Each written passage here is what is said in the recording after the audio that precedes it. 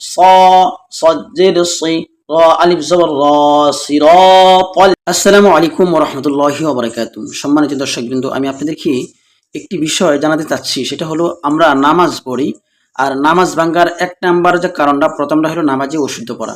তাহলে আমরা অনেকেই সূরাতুল ফাতিহা পড়ি এবং সূরার মধ্যে সূরা ফাতিহা পড়তেই হবে নামাজের মধ্যে। তো সূরা ফাতিহা কি আমরা আসলে শুদ্ধভাবে পড়তে পারি কিনা?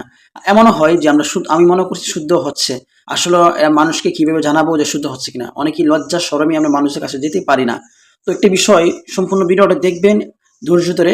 আমি চাচ্ছি এই সকল মানুষদের কাছ থেকে আমরা যেন সুন্দর একটি কিছু শিক্ষা দিতে পারি। সেটা হলো যে এখন আর মানুষের কাছে যাওয়ার প্রয়োজন নেই। আপনি যেহেতু বাসায় শুয়ে আছেন, মোবাইলটা টাচফোন তো হাতে নিয়ে অবশ্যই সময় নষ্ট করছেন। তো আপনি সূরাতুল ফাতিহারা কিভাবে শুদ্ধভাবে পড়বেন, অথবা আপনি পারেন কিভাবে শুদ্ধ নাকি ভুল হচ্ছে আপনারা অবশ্যই কিভাবে জানবেন, এটা আপনি খেয়াল করুন। প্রথমে আমি আপনাদেরকে শিক্ষা দিচ্ছি, বিসমিল্লাহির রহমানির রহিম। আলহামদুলিল্লাহি রাব্বিল আলামিন।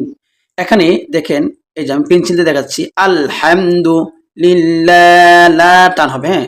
আলহামদুলিল্লাহি রাব্বিল আলামিন, এই যে টান হবে। খারা জবর খারাজের উল্টা পেশ হলে এক আলিফ টানিয়া পড়িতে হবে অবশ্যই। রব্বিল আলামিন, এখানে টান হবে, একটু টান টান বেশি করে দিন, তিন আলিফ টান হবে। আলহামদুলিল্লাহি রাব্বিল আলামিন।